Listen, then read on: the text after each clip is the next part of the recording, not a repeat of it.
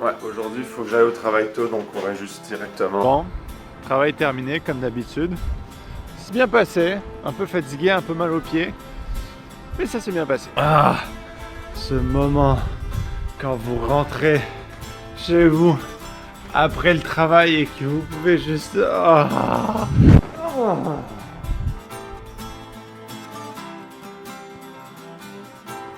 Chocolat chaud. Je sais ce que vous devez vous dire. C'est vrai qu'on dirait que dans tous les vlogs, tous les jours je bois un chocolat chaud.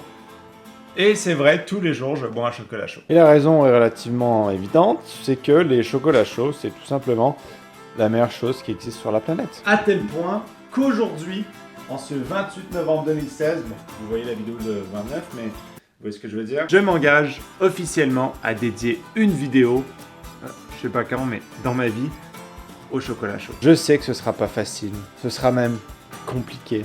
Il y aura des ennemis, il y aura des gens qui hateront, l'opinion publique sera déchirée, les journaux en parleront, les chaînes de télévision aussi. Par-delà les obstacles, malgré tout ce que tout le monde dira, je jure devant vous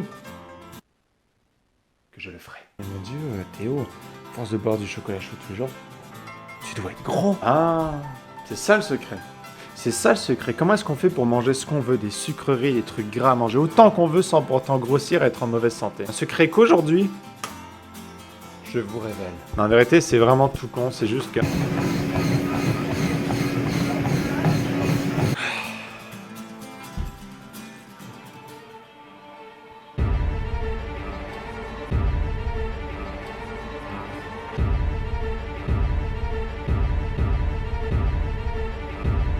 God damn.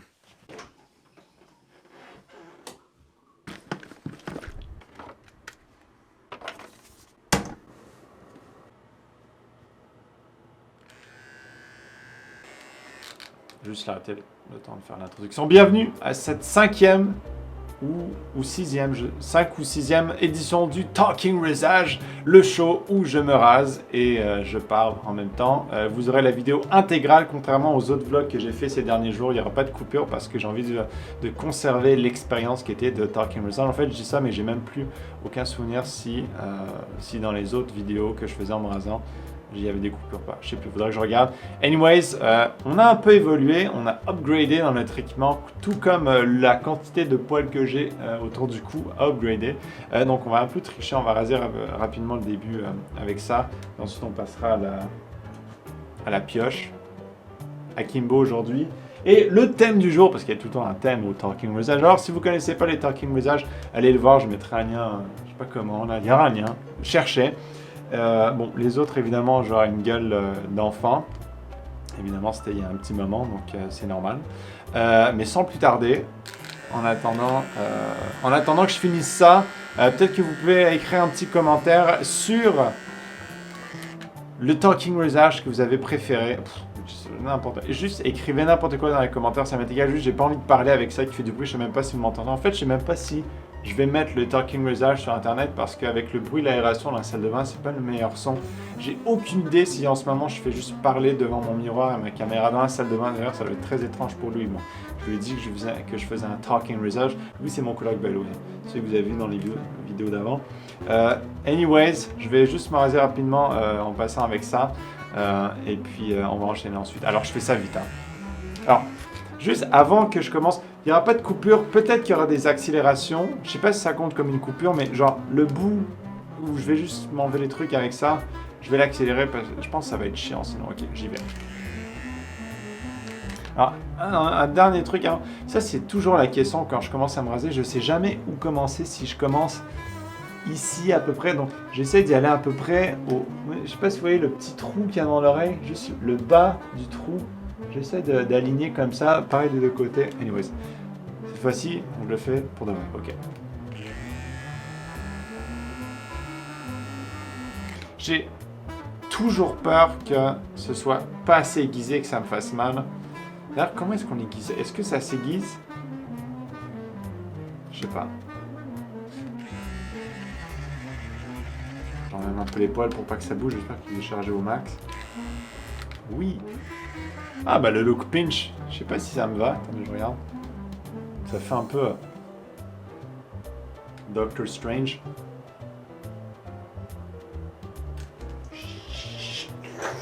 Désolé, je continue. Eh, sérieux? En vérité, il faudrait que j'essaie un jour de... Je sais pas si je rock le look pinch. Eh, Louis! Louis, check ça! Apparemment, j'ai l'air de Zoro. Ok, je vais Non, mais continuer. ça fait. My name is Antonio You killed my mother. You killed my father. You're going to die. My name is Antonio Banderas. Qu'est-ce qu'il dit? My name is Antonio Banderas. You kill my mother. You kill my father. Prepare to die. Antonio Montana. Tu sais, Princess Bride, le meme, c'est elle. Tu connais pas ça? Non. Faudrait que tu montres. Ok. Je ne suis pas Antonio Banderas, donc je vais raser le reste. Ah! Fucking hell! Oui, c'est pour ça qu'il faut que j'enlève les poils, parce que sinon ça fait hyper mal. Ça coince. Voilà, donc oui, je garde la moustache quelques jours parce que c'est encore le mois de novembre, donc c'est encore November. Et pour supporter la cause du cancer des reins. Prostate. Cancer de la prostate. Je garde la moustache jusqu'à dans 2 jours. Dans 2 jours, vous inquiétez pas, je la rase. Parce que j'ai déjà essayé de rocker la moustache et franchement, comme ça, la moustache, ça va. Avec le reste de la barbe un peu poussé, ça va. Mais étant donné que je rase tout, ça fait vraiment un peu pédostache. Donc anyways, on va directement enchaîner sur le nerf du rasage. La mousse. Ceci n'est pas au fait une vidéo sponsorisée par Nivea Men, mais je vais quand même recommander leur mousse à rageage, qui est très agréable au toucher, et très agréable sur la peau. Voilà. Alors, pendant que je me badigeonne le visage, plutôt le coup de mousse, on va aborder le thème du jour qui est, bon ça d'ailleurs c'est un des commentaires je pense qui a été le plus souvent posté, toutes vidéos confondues, toutes chaînes confondues, donc autant sur la chaîne de Torteo sur laquelle vous êtes actuellement que sur la chaîne Bismo 3 de jeux vidéo que je vous invite d'ailleurs à aller regarder. Je vais pas faire de cross promo. Et le commentaire est le suivant, my god c'est plein à craquer de poils dans le lavabo, c'est un peu dégueulasse. Allez, je m'enlève vite fait la mousse des mains. Et on va pouvoir enchaîner. Alors je vais laisser un petit peu couler pour pouvoir facilement enlever les poils. Alors le commentaire que j'ai reçu le plus souvent c'est en message privé ou dans les vidéos, c'est Théo, j'aimerais venir étudier au Canada, donne-moi les informations. Alors, je ne suis pas le roi du Canada, je ne suis pas responsable de l'immigration canadienne. Moi-même, immigré au Canada, j'ai aucune idée de comment est-ce qu'on fait pour venir au Canada, encore moins de comment est-ce qu'on fait pour venir en tant qu'étudiant. Il faut savoir que quand je suis venu, j'avais 2 ans et demi, 3, j'allais avoir 3 ans, on est arrivé le 24 juin, mon anniversaire c'était le 29, j'avais 2 ans le 24. Et 5 jours après, j'avais 3 ans. Et c'est ma mère qui s'est occupée de tout. Donc j'ai été un peu chanceux sur ce niveau-là. On était dans la première vague d'immigrants français. Enfin, au début de la méga vague d'immigrants français. Parce que maintenant, Montréal, c'est surtout certains quartiers dont je vais vous parler. C'est pratiquement que des Français partout. On a l'impression qu'on se promène dans la rue et qu'il y a des gens qui parlent français avec l'accent français. Any fucking ways. Donc j'ai pas eu de problème pour venir étudier au Canada puisque j'ai fait toute mon éducation avec le système canadien. Donc primaire, enfin maternelle, pré-maternelle même, maternelle, primaire, secondaire, cégep, université. Et après j'ai arrêté parce que je me suis dit, wow, ça suffit. Alors, je peux donc pas vous conseiller sur comment vous y prendre pour venir étudier ici si vous êtes français, encore moins si vous venez dans notre pays. Ce que je peux vous dire par contre, c'est que il existe des accords entre la France, notamment les autres pays, je sais pas, la Suisse, Belgique, enfin les autres pays de la francophonie, peut-être, mais je sais qu'il existe des accords entre la France et le Québec pour faciliter l'intégration d'étudiants étrangers ici. Par contre, je sais que ces accords ont été un peu restreints récemment, c'est-à-dire qu'avant ça coûtait le même prix aux étudiants français pour aller à l'université ici qu'aux étudiants du Québec et du Canada. malheureusement, ça a changé. Donc ceux qui avaient commencé leur programme universitaire avec l'ancienne version de ce partenariat ont quand même payé les frais de scolarité avec les prix qu'il y avait avant. Et tous ceux qui sont arrivés après coup ont eu des prix augmentés. C'est toujours pas les prix plein pot que paient les étudiants qui viennent de l'étranger, comme les États-Unis, je sais pas, l'Allemagne, d'autres pays dans le monde. Vous avez quand même un prix avantageux les Français quand vous venez étudier ici, mais c'est pas les prix qui étaient aussi avantageux qu'avant. Et les prix qui ont, je pense, causé un afflux de motherfucking Français. No offense, c'est pas vrai, on vous aime les Français. Je dis ça, moi, je suis un immigré français. C'est pas les prix qui ont causé le fait qu'il y ait plein de Français qui migrent au Canada. Maintenant, les universités qu'il y a ici. Il y en a pas mal. Les deux plus connus sont l'Université de Montréal et McGill. Alors McGill c'est reconnu à travers le monde. C'est un peu je dirais pas le Harvard du Canada, mais c'est un peu comme le Harvard du Canada. C'est une des universités les plus vieilles d'Amérique du Nord. C'est la première à Montréal. Et c'est aussi une des universités les plus prestigieuses. C'est en anglais évidemment. Et vous avez toutes sortes de programmes là-bas. Je pense que vous avez un peu tout ce qui est possible. C'est reconnu pour la médecine, le droit, mais c'est pas le droit du Québec, il me semble. Vous avez toutes sortes de sciences naturelles. Vous n'avez pas d'ingénierie par contre. Vous avez de l'ingénierie informatique, mais pas de l'ingénierie à proprement parler. C'est pas une école d'ingénieur. Vous avez plein de choses. Ensuite, vous avez l'Université de Montréal. Vous avez un peu toutes sortes de programmes aussi. Pareil, médecine, droit, histoire, toutes les sciences humaines, toutes les sciences naturelles, vous les avez. Après, il y a enfin, je dirais pas les universités de second niveau, mais les universités peut-être un peu moins larges, qui sont un peu plus spécialisées. Vous avez Concordia et GMSB, qui est la branche business de Concordia. Vous avez HEC Montréal, ce que j'ai fait, qui est un peu la branche business de l'Université de Montréal, mais pas tout à fait, c'est sur le même campus. Vous avez aussi l'UQAM, qui elle a un peu plus l'université pour tout ce qui est communication, tout ce qui est éducation, enseignement. Qu'est-ce que vous avez d'autre? Vous en avez une autre, mais je m'en souviens plus. Enfin bon, voilà les 4 universités principales que vous allez pouvoir probablement remarquer si vous faites des recherches sur Internet. Qu'est-ce qu'il y a comme université à Montréal pour étudier? Vous allez voir donc McGill, Concordia, Université de Montréal, UQAM et probablement HEC Montréal. Sachant qu'à HEC Montréal, il y a à peu près, je dis ça au pif, mais ça va être au moins un tiers d'étudiants français, un tiers d'étudiants québécois et un tiers d'étudiants internationaux. Ça ne m'étonnerait pas que ce soit à HEC que vous vous retrouviez, quoique il y a plein d'étudiants français dans toutes les autres universités à Montréal. Anyways, maintenant, niveau logement, coût de la vie, habitation. Je ne vous cacherai pas que Montréal, c'est pas la ville la plus cheap du Canada. Bien au contraire, je pense que ça doit être la 3e plus chère. La première étant Vancouver, la 2e Toronto et la 3e Montréal. Mais évidemment, vous payez pour une qualité de vie qui est, je pense, au-delà de toutes les autres villes au Canada, à part les 2 autres villes que je viens de nommer. Il y a beaucoup de vie pour les jeunes à Montréal. Si vous venez ici, que vous n'avez jamais vécu la grande ville, vous allez juste vous éclater.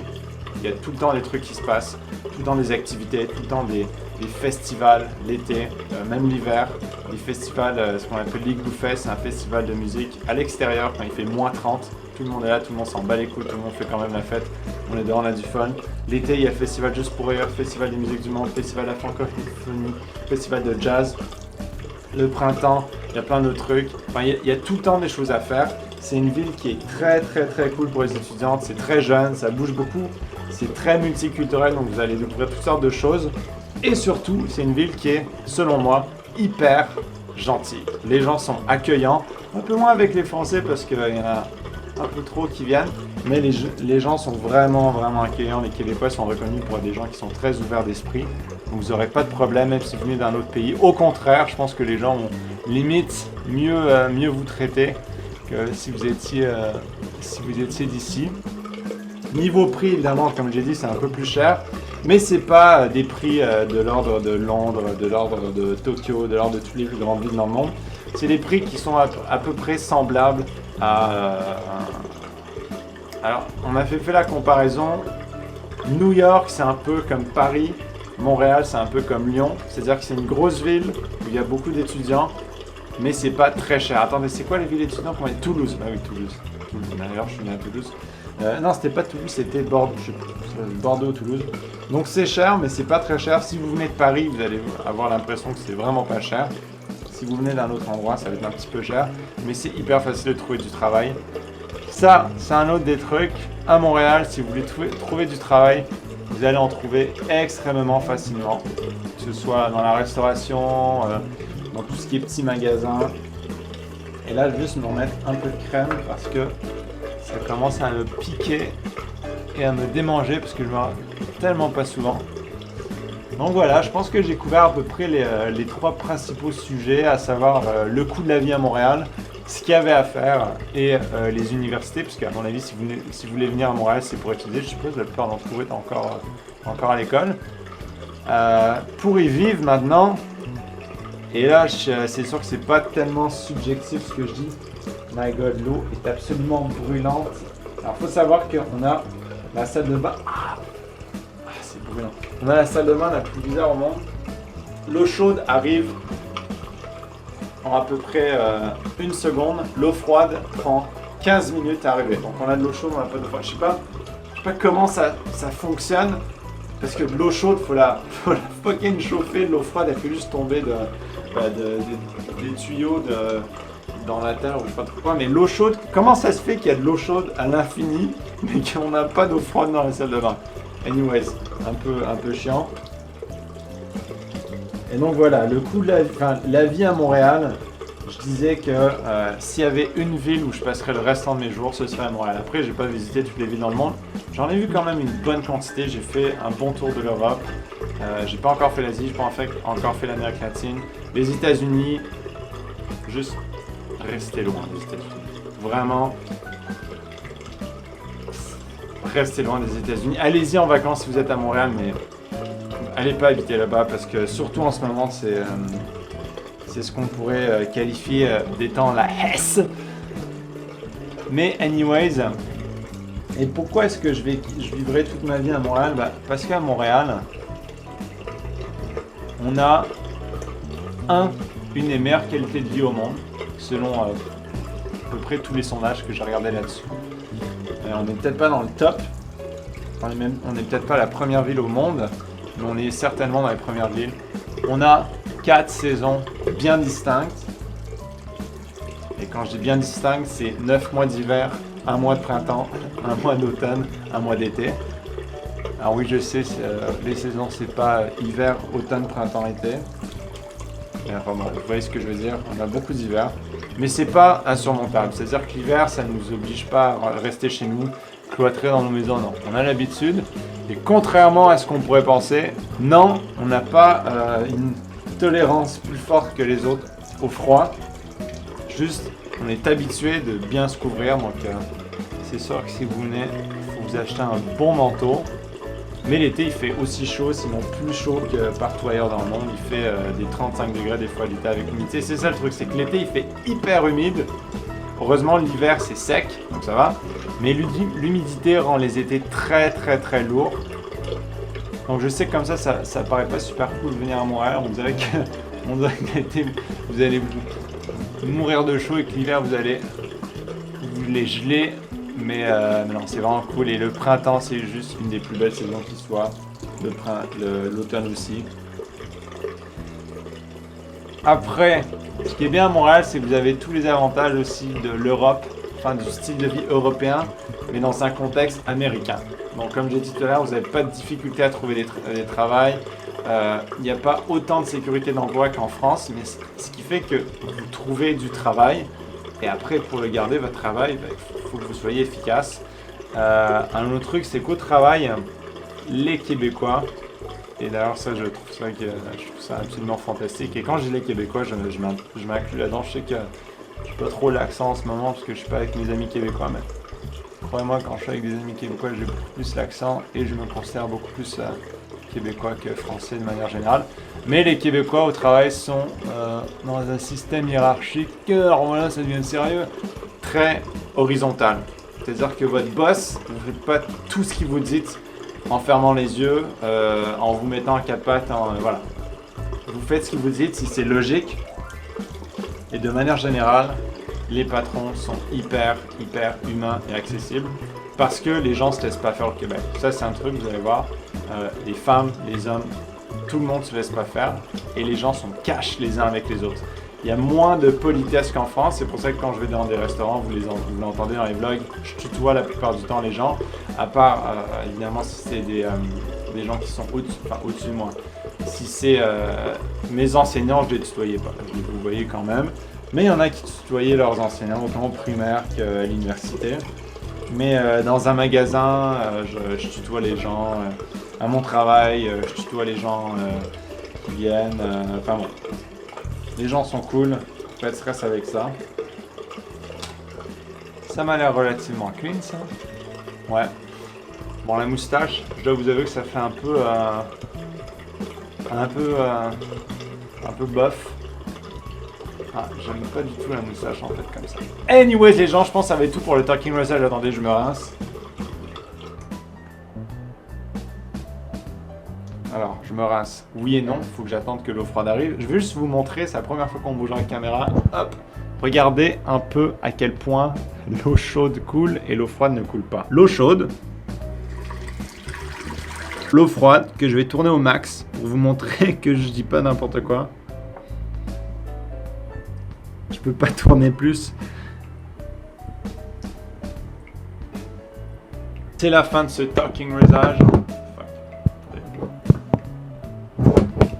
Je sais que la vidéo aurait été un peu plus longue que les autres, un peu moins mouvementée, un peu moins active, parce qu'il n'y a pas eu de coupure tout simplement, il n'y a pas eu vraiment de choses qui sont passées dans la journée, donc je me suis dit que j'allais faire un Talking Massage. Dans tous les cas, j'espère que ça vous aura plu. C'est tout pour aujourd'hui, donc restez les mêmes. À demain, j'espère.